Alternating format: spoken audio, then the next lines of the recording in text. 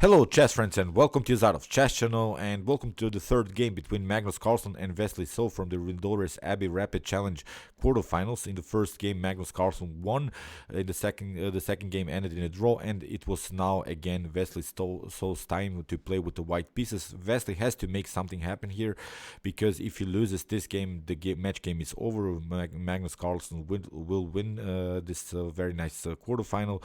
So what to say about Wesley? So his inaccuracy level was too high, I think, in order to win against Magnus Carlsen. He played great games, but missed really some tactics, made also some inaccuracies and blunders, and lost some games which he should really win. I'm a little bit sad for him because he has played great games so far in the tournament. Now, as I said, he played again with the white pieces.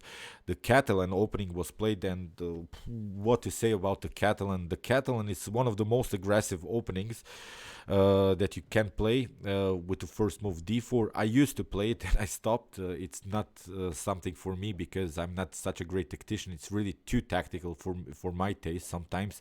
Be prepared, we have really some dangerous stuff that was going on here in the game.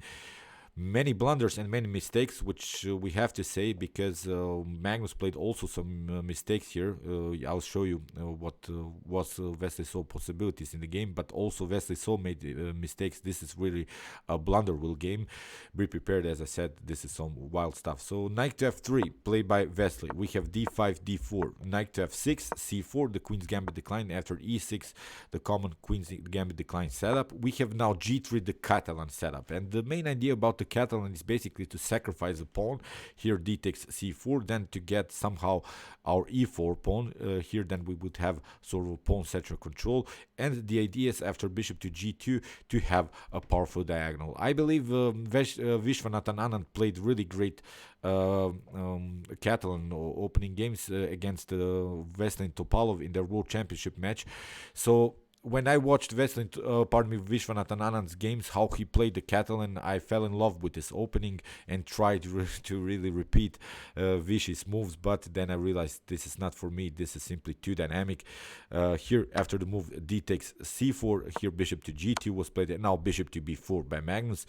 This is all good, fast developing style. After the move bishop to d2, Magnus plays a5. So what black is always trying to do in the Catalan when white attacks you like this is to get somehow your pawns connected. You don't want to have split pawns, because many times you see in the Catalan that white will even sacrifice another pawn just to create some weaknesses. If you could just imagine maybe this pawn on a6, then the pawns would be really split, although you would have maybe 2 or 3 pawns, you would be 2 or 3 pawns up, but still the pawn structure doesn't help you so much because there are weak pawns, and on the other hand white will rely simply on these 2 centralized pawns. So okay, after the move a5, you don't want to take, of course, bishop takes b4, because a takes b4 will happen. Then we will have the situation in which black will have 2 connected pawns and also an open a file. So that's why here castling played, and now castling also by Magnus Carlsen. Here knight to a3. This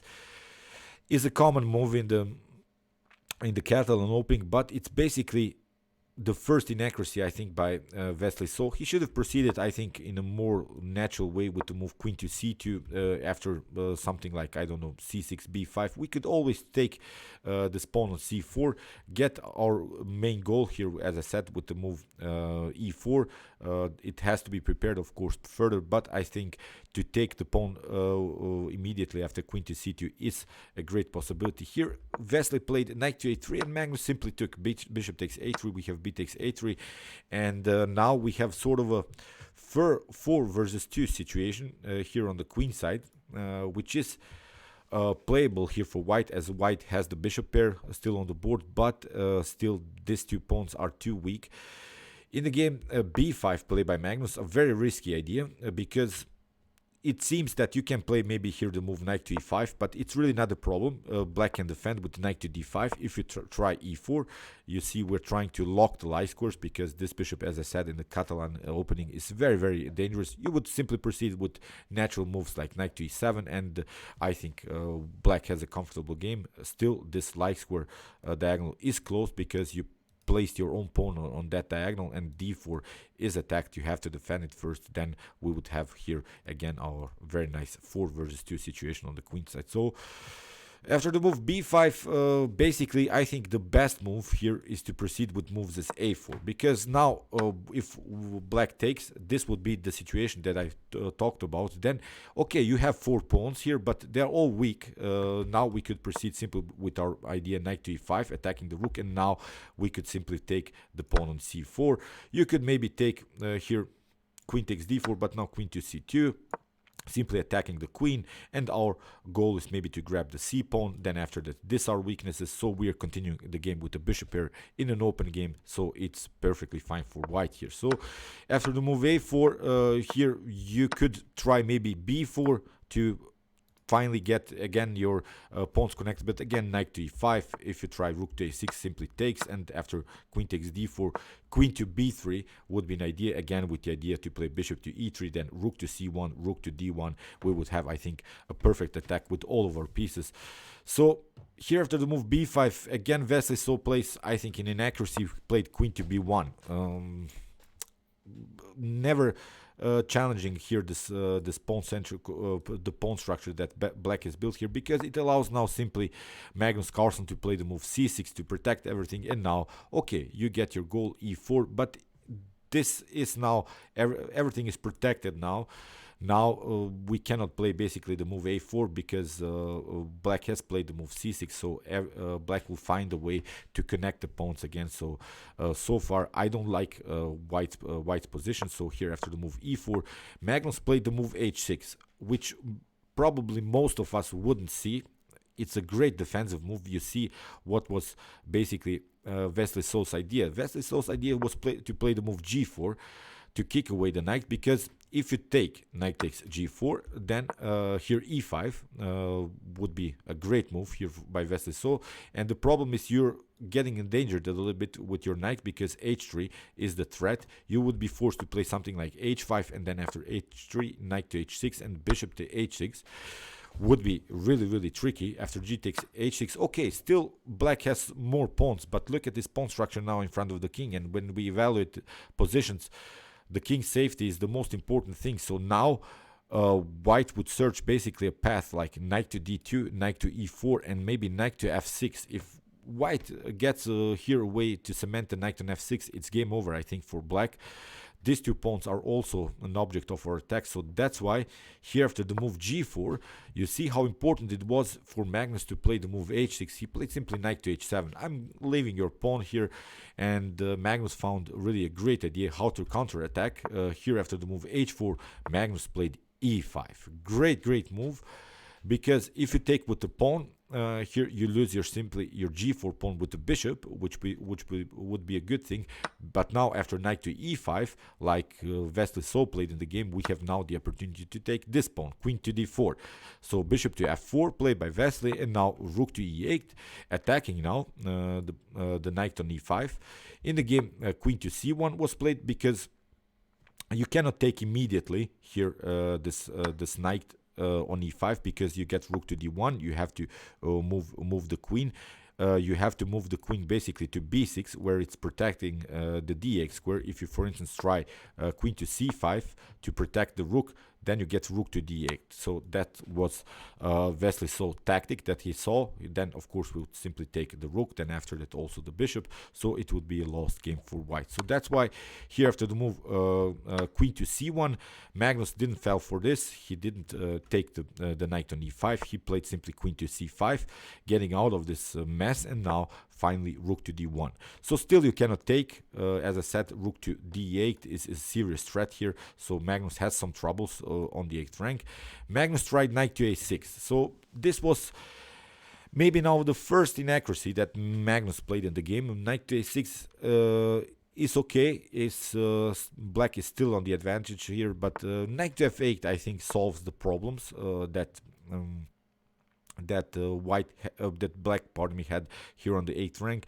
In the continuation, white would be forced to play something like queen to c3 in order to defend, but now f6 would be really a great move. Now the knight has to retreat, and the knight on f8 basically covers this square g6, so knight to f3 would be a must move sort of, and now we have the possibility to take this pawn. I think this would be game over after the move knight to f8, but Magnus plays in inaccuracy knight to a6, gives Wesley so another chance now in the game basically, and now Wesley tried a very aggressive knight to c6. After queen to c6 we have e5, and Magnus sacrifices the rook, of course. Queen to c5, rook to bishop takes a8, and now bishop to g4. Okay, Magnus has found a way how to get out of this tactical mess. Still, it's a better position here for black, although down the exchange, but this pawn structure in front of the king is messed up. You see, you don't have good defenders in front of the king. Still, this pawn is a weakness, so it's really a bad position for white. But okay, here Wesley played bishop to e3, a counterattack,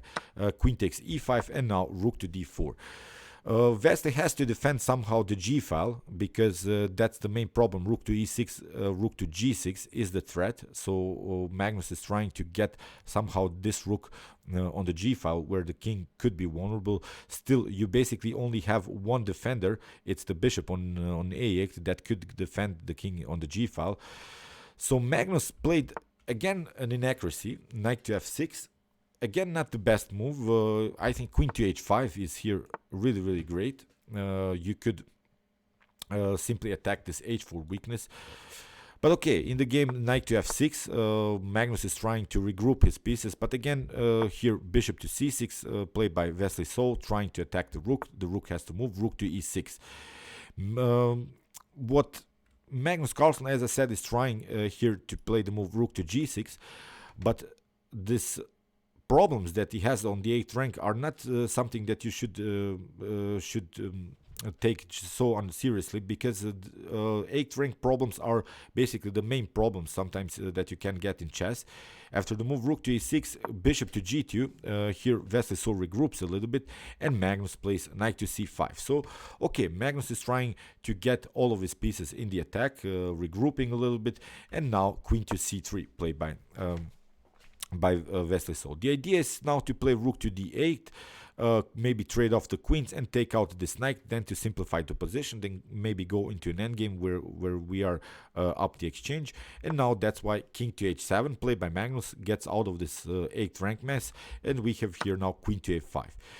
And here I think comes the critical moment of the game. Here Magnus makes, I think, a mistake which allows now Wesley So to come into the game very actively. Knight to d3 was played. It seems like a great move, basically. It seems like nothing went wrong, because we have now an outpost, a very powerful outpost on d3. The knight is supported. But a better way to proceed here is to play the move knight to e4. So now everything is glued together, sort of, but still you get finally your goal. You can play rook to g6 and create this g file attack. In the game, if you try queen to b5, you see rook to g6 is the main threat, and if you try to take bishop takes e4, now we have bishop to f5. This cover attack you would have to cover again, and now bishop to h3. This is game over here for white. But after the move knight to d3, Magnus allowed now Wesley So to play a great move rook to b1, including this other rook into the game, and you see basically this pawn is unprotectable, and now this rook will come into the game. So basically Magnus invited Wesley So to come back into the game.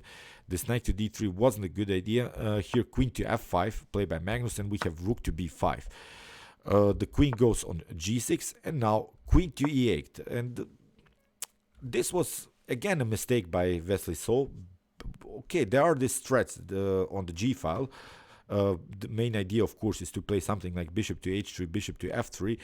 But there is a good way how you can escape from this. You can play simply king to h2. So nothing special, I think, has happened. And I think that white has here a better position. Still with our main ideas. Rook to d8, rook to b8, and creating here even checkmate threats on the 8th rank. Because black doesn't have such a great activity, although there are many pieces around white's king, but I'm not seeing a good way how black should attack here. King to h2, I think, solves all of the positional problems.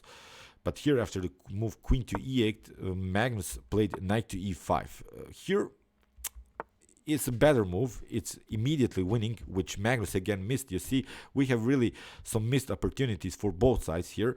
Knight to e1 here is a great move, because if you try rook to d8, it seems that everything is lost for black, because here this attack on the 8th rank is unpreventable, because we have now knight to e8, great defensive move. After rook takes d8, we have rook takes e8, here queen takes e8, but now knight to f3 is winning the game. It's incredible how great this attack by the bishop and the knight and the queen is.